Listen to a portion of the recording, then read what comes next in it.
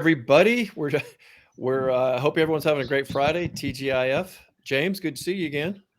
Nice to see you. Happy Friday. Aloha Friday. Aloha Friday. Yeah. Oh man. I was going back and just re-listening to that podcast that we did. I mean, it was just such a deep dive, and I just felt like we were both kind of nerding out on all the details around aqua farming. I thought we just need to talk a little bit more because I think there were still some topics that we you know, didn't really quite get into, but We could go deep, man. It is such a nerdy topic it that it is so is. fun and interesting. And the more we think we know, the more we have to reconsider and dig deeper. I think the ocean is a mystery for people too, and I think it just kind of makes it fascinating. Did you see? It was a documentary called. Was it my favorite? What is it? My favorite octopus. My octopus teacher. It was amazing. Yes. Such a Oh my beautiful gosh. film. The connection he had was so authentic and real, and yeah, a really, really beautiful story. I'm Amazing. grateful for that film. That was really good. Well, you contrast that with the horror of Seaspiracy, and then you balance it out with something as beautiful and natural, is that one. Because it really looked like he truly made a connection with an octopus. Yeah, yeah, I believe it. I believe it. Somebody, because there's so many profoundly uh, interesting aspects to the way cephalopods, octopus, squid uh, act, communicate, their intelligence. That people have postulated that they're aliens, they're going to take over the world, and I've not and heard that uh, one. and the and then one scientist friend of mine, he said the only reason they haven't taken over the world is they have a very short lifespan because they only they don't live very long, so they haven't They they don't. haven't been able to carry out long-term strategy plans. Once they get it all planned, oop, that generation dies off. um, well, that might be a good segue too, because I was just thinking about how interesting it was watching him dive in within the kelp, and that whole water column, that he was kind of swimming down into, kind of meet him or her. I don't know. Um, I'm just kind of curious when you look at starting an aqua farm, like how do you actually go about setting it up? How long a process are we talking about until you can actually start, raising the fish that you're cultivating? I guess it depends on where you're at. I mean, in Southern Okay. California, if we're talking fish in the ocean, it there's some people who applied for concessions 25 years ago and still haven't gotten them approved.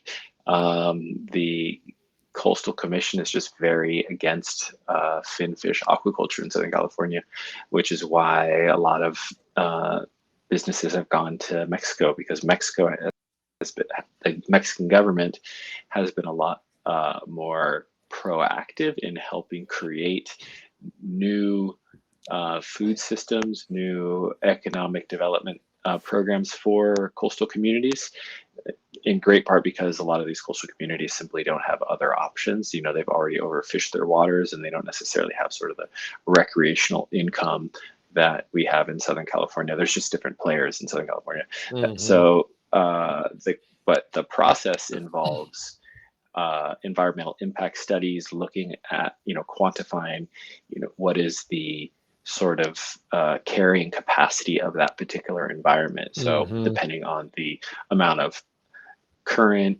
oxygen, upwelling, depth, things of that, other um, uh, interests in that water, whether it's just like a coastal community doesn't want an eyesore of having to see buoys on the water, or boaters that want access. There's a lot of different complications, Right. but mainly it's about, like, if you're introducing more living creatures to this space, how is that going to impact the benthic environment, the seafloor, the currents, the environment, what other species are around there? And because traditional monoculture aquaculture has been mostly a drain on the environment because it's just adding nitrogen to the environment as opposed to more like a multi-trophic aquaculture permaculture model that pairs finfish with shellfish and kelp to actually create a regenerative impact or Right. a positive impact on the environment. Because traditional aquaculture has had that negative connotation, the Coastal Commission in Southern California has basically, you know, blockaded any attempt to get aquaculture offshore in I California. see. Well, and there's that big difference between the commercial and the regenerative style that you practice. Well, you can have both. It's just that I think that the nuance is No, I meant the like way they. factory farming monoculture versus like extensive low density regenerative also hopefully Yeah, commercial so that's what that you I can didn't mean. Yeah, when I meant, yeah, yeah when I substituted commercial for the negative connotation. There's nothing negative. sure Yeah, right. There's really nothing negative about commercial making a living. I yeah mean, that's what we're doing at Seatopia. So I mean the goal is to make a commercial business that has a an economic incentive to do good to the environment, to be a good stakeholder for the environment and people. So if you had, so once you kind of clear those hurdles, let's say in Mexico, I mean, I'm just curious, like how long does it take to get that, water column, get everything set up the way you want so you can start raising your fish? Is it, 6 months, a year? I'm just kind of curious how long of a No, prep. that's multiple years. Yeah, that's multiple year process. Environmental impact studies are at least a year. Hmm. And as they should be, they should be multi-year because quite frankly, there's a lot of seasonality that changes from year to year. And if you just did a study based on one, small cohort of days compared to multi-year seasonal changes in currents and all that, it would potentially be Mm, very inaccurate. And even, we're seeing that right now, even with a lot of farms evolving and responding to climate change. Like in the Southern Ocean, there's quite a few farms that were raising very cold water species that are now being subjected to exposed to increasingly warmer waters that just then they don't necessarily work together. right.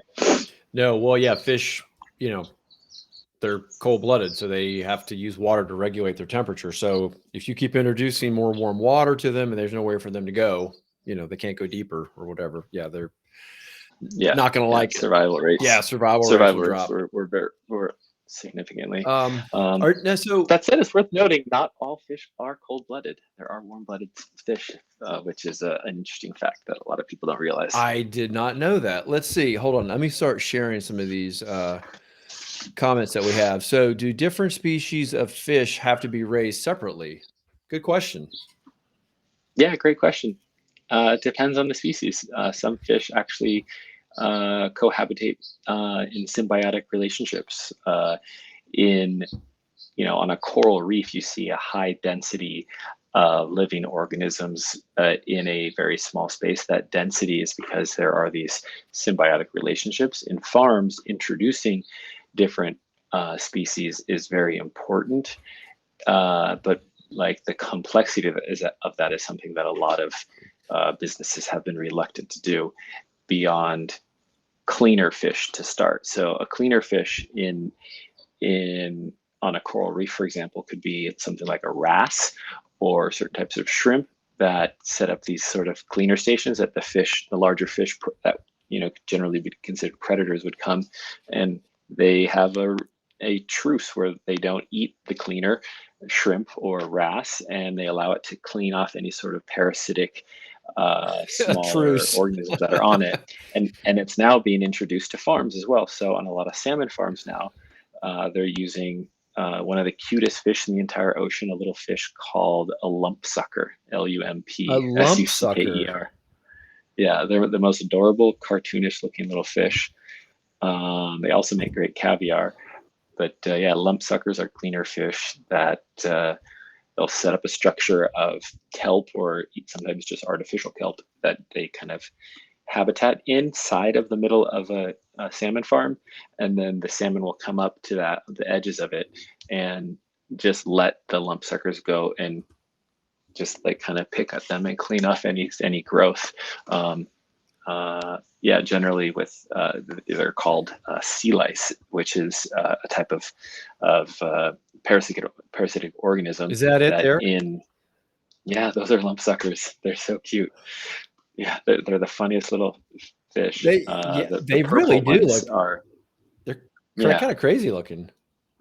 yeah, total cartoonish looking little fish. And yeah, in salmon farms, they're increasingly being used as in a symbiotic relationship to clean and rid a natural parasite of salmon, which is called sea lice. Mm. Yeah, they are cute. Someone just say, yeah, they're so cute. Like they are, they really are. Yeah, Um, all right. it's absolutely one of the cutest fish in the ocean. I've not actually, it's funny. I grew up, my dad loved saltwater tanks. Well, we had saltwater tanks all over the house.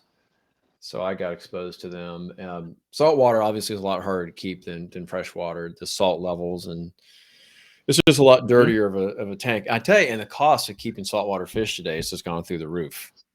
I mean, you can spend hundreds of dollars for, an anemone and a clownfish, so um, Yeah, yeah, that's another example of a symbiotic relationship right there. that's true.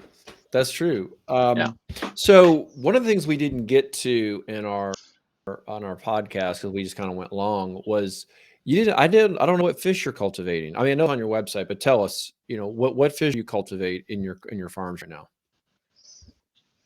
So our farm partners uh, vary from um, salmon in two different species of salmon, Atlantic salmon and Pacific king salmon, which is probably like the fattiest, most luscious, highly regarded salmon, and then Atlantic salmon, which is probably the most widespread raised salmon because they grow very quickly. King salmon don't grow very Is quickly. that known as the It's a Chinook? lot harder. Yeah, Chinook. Yep, they're the preeminent. Yeah, The they're amazing creatures. so so my wife's from Michigan, and it took her years to get me introduced to Lake Michigan. I don't know why I waited so long. Have you ever been to Lake Michigan? No, um, no, I have not. It is. Well, is that? Forgive me for not knowing, but I think I don't think so. I've been to Chicago and we went to the waterfront, but I'm not sure I mean, if that's. you yes, that would have counted, but, and depending on what time of the I year, guess. you guess. I guess I've You've been to been it. maybe you got some, like, lake effect, snow, but it took years for her to convince me to start going to Lake Michigan, and it's the most amazing place to vacation, but the lakes are, they're enormous, Yeah, and one year we were up there and we chartered a boat, and what was in season up there were the Chinook. I didn't know that. See, Amazing. and that was so I had the same response. I was like, "Wait a minute." Because it's a Pacific salmon, so what river system does it And come then through to get all the way over there? literally, I have caught the biggest fish I've ever caught was on that. Well, besides like, you know, sport fishing or something like that. It was the most incredible fishing trip we had, catching those Chinook. And you Cool. I'm so glad you had that yeah, experience there. you come in and oh my gosh, I'm literally okay, get this. I've just been delivered a let's check this out. Look Look at at that. that. That looks like a Chinook on the That right. is a Yeah. Chinook. Thank you. It Yeah. was Yeah. yes, that's right. That's right. Live stream assistant. Yeah. Yeah. So those fish are now being raised from eggs in aquaculture systems. And yeah, it's amazing to know that we can mitigate pressure on those and hopefully maintain those sort of recreational experiences for generations to come.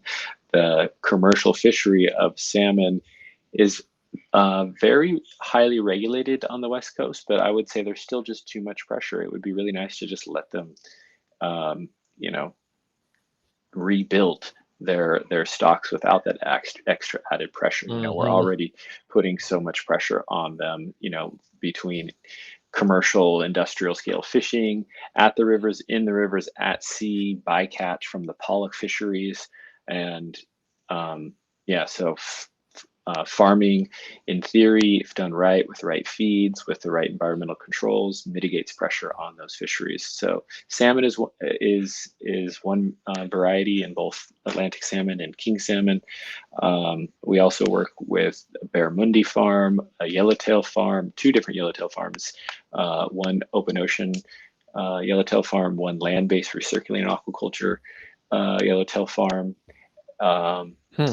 a a scallop farm, two different shrimp farms, one land-based, one mangrove reforestation cooperative, where they're actually uh, uh, planting, reforesting the mangroves and doing this extensive no input farming. So intensive versus extensive farming. Intensive is high density farming, generally requires additional inputs like feed and antibiotics and hormones. Extensive farming is just letting them, you know, live the way they normally do and then catching them and basically in a hatchery breeding fish, putting the babies into a relatively controlled environment Right. like their natural mangroves and letting them do what they do.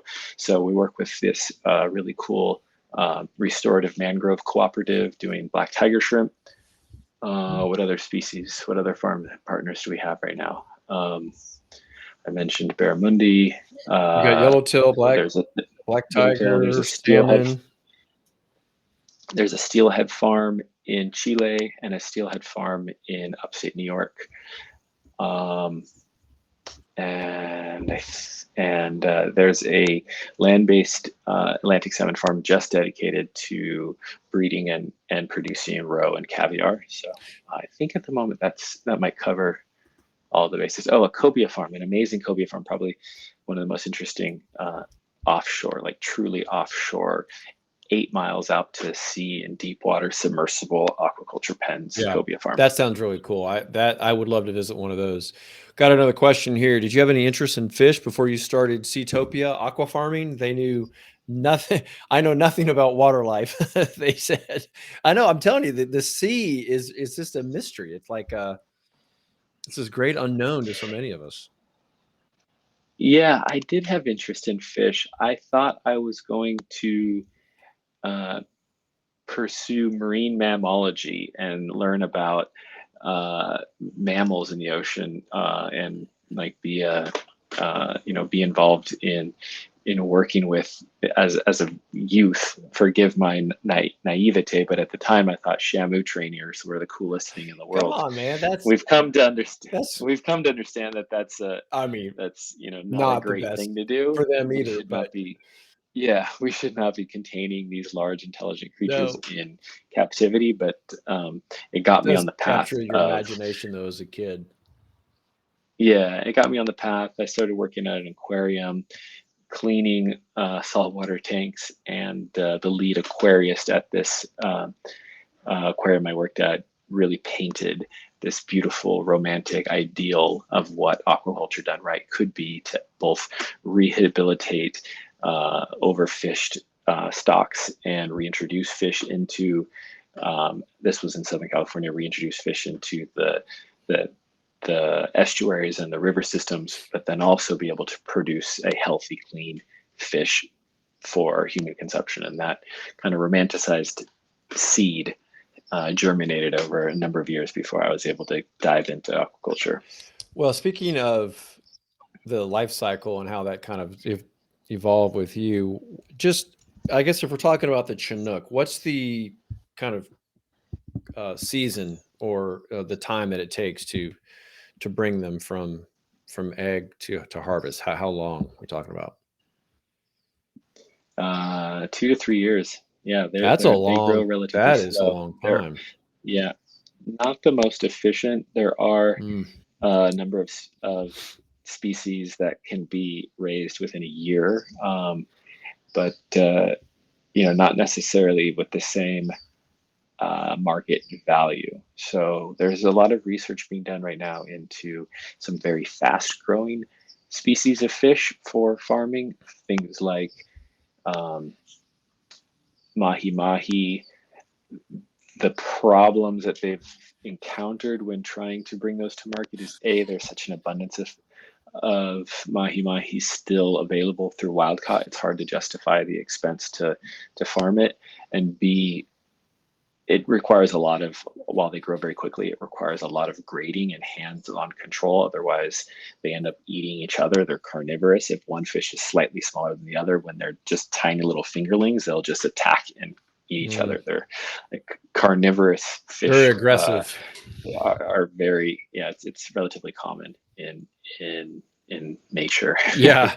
And it's heightened when you're trying to make a living, and your product is devouring itself. Yeah. So Yeah. within these different, you've got the Chinook, the barramundi, yellowtail. I guess, how did you choose those varieties? Why are you partnering with those? I mean, there's others you could have chosen. Primarily because I first said, what are the most high value products that our consumers would be willing to pay what it costs to get it to their door in an authentically sustainable way. So, for example, tilapia is farmed pretty extensively all around the world. It's, however, not a fatty fish. They're vegetarians, and two, just the way their biology is, they just don't hold a lot of fat, so they're not that actually delicious, and people don't want to pay a lot of money for tilapia. So if we were to work with tilapia farms, it would be a very mainstream commodity product. It's hard for us to really financially sustainably get this to consumers. It With something like Chinook salmon, it is the best quality farmed Chinook in the world, is very valuable, and there is enough of a market for it to be able to distinguish it from wild caught king salmon, and there's enough demand for that premium luscious toro piece of the salmon belly, of the salmon fillet, that people are willing to pay what it actually costs to authentically sustainably process it, raise it, and deliver it, with eco-friendly packaging, carbon neutral shipping, and everything else that we do. So we started sort of with the Tesla Roadster model. We didn't necessarily have the economies of scale to do like the mainstream, everybody can afford electric car, but we're starting with like these premium delicious things first, because there is a market for those that can, and you've got can sustain it. And your chefs and your food service play. I mean, they recognize the value of that. Yeah, it's exactly the same thing. Yeah. Like the chefs that we've worked with for the last almost a decade now are very clear on what sells, and what sells is the most delicious, fattiest, firmest, like the luscious, beautiful fish. If tilapia unfortunately just doesn't sell. No, that's Chinook. Like You've just described Chinook. I mean, that is. Yeah. And the hiramasa and the scallops, every single thing that we sell, even the barramundi, which is a lot more affordable. We've chosen a couple of these species each of these species for a different reason. If you want to have a piece of white fish that you can pan fry and make that beautiful contrast of crispy skin and luscious, moist flesh, the barramundi or the branzino that we work with are probably your best options. Like consistently, you can have that experience. The salmon is very unique because you can get that beautiful, luscious, fatty, chunky almost piece of fish almost that red, broil, dark orange. Yeah. Mm-hmm. Yeah. That is. This is the wrong time for me to be talking to you. It's lunch. You realize that? You gotta get your Seatopia box, man. It's so simple. We're gonna do it. Everyone knows we're up in a food desert where we are. We are in the North Carolina mountains, in between the Nantahala Range and Joyce Kilmer. We're way over here, and there's nothing. So everything has to come from a box, Yeah. unfortunately. So Well, Seatopia to the rescue. yeah. I Um, mean, there and are we're gonna, you know what? I'll take solutions out that. there today. Yeah, well, there are. I mean, Hmm. that's what we do. I mean, that's we love it up here, but we don't have the food options that people in bigger Yeah. cities have. Yeah. Well, fortunately, you still have a pretty good logistics of UPS and all that. I was living abroad for almost 2 years, and there was parts of Mexico that were true food deserts without any sort of efficient logistics. So So you're doing okay I'm doing okay. I compared. can't complain. I mean, we do eat, you know. Yeah, Um, yeah, yeah, yeah, so yeah. We ate Mexico too, but there was parts of Mexico where the only great option was seafood, and I love seafood, but fresh produce is also nice. yeah, you do kind of miss those little things. Well, one of the final questions that I had that I didn't get a chance to ask on the podcast, James, is I guess what is worrying you the most about just aqua farming in general? That's such a wide open, take it any way you want it, but entrepreneurs and founders, business, there's a lot of things that happen in business that keep you up at night. What is really worrying you right now as an aqua farmer? Um, it's it, it's related to why we're here today. Actually, the biggest worry for me right now is that these generalizations about farm fish being inferior to wild caught are doing such a disservice to the farmer and to the oceans, because it is a gross misrepresentation of how we should be thinking about our food system. We don't say that all cattle are the problem, that farmed cattle are the problem. There was actually a period of time where that was kind of like, oh, don't eat meat, and that had some negative impacts, because that cattle can play a very important role in and very important ecosystem engineering uh, impact on a farm by distributing that nitrogen around the farm, by bringing um, a balance to that farm. And aquaculture, farm fish, if done right, can significantly change our relationship to the ocean. But we need to be asking just deeper questions. We need to be thinking about our food system with more intellect, with in a more nuanced way. And when consumers are just putting up these blinders with this very simple statement of, I'm only going to eat wild caught fish, they're not asking how it was caught, Collateral. where it was caught, what type of species is it like, and they're also not asking, if they do buy farm fish, they're just putting it all in a bucket. And because there's that bucket, there's not an incentive for importers, distributors, retailers, or farmers to develop nuance in how it's being farmed. If you have 30 different salmon farms all competing on one metric, which is sales price and volume, it's a race to the bottom. We need to have enough nuance to where people are going to support specific farms and specific farming practices Yep. in order to financially incentivize improvements. And that's what I'm trying to develop with Seatopia, is an educational platform and a financial mechanism for people to vote with their forks for specific farming methodologies that are actually innovating solutions. Well, I'm going to go vote on the internet, go to Seatopia. I guess you think the Yeah. barramundi, well, there's different, I guess you've got different choices. I have to look at how you can bundle, but Yeah, yeah, we actually just launched that in the last week or so.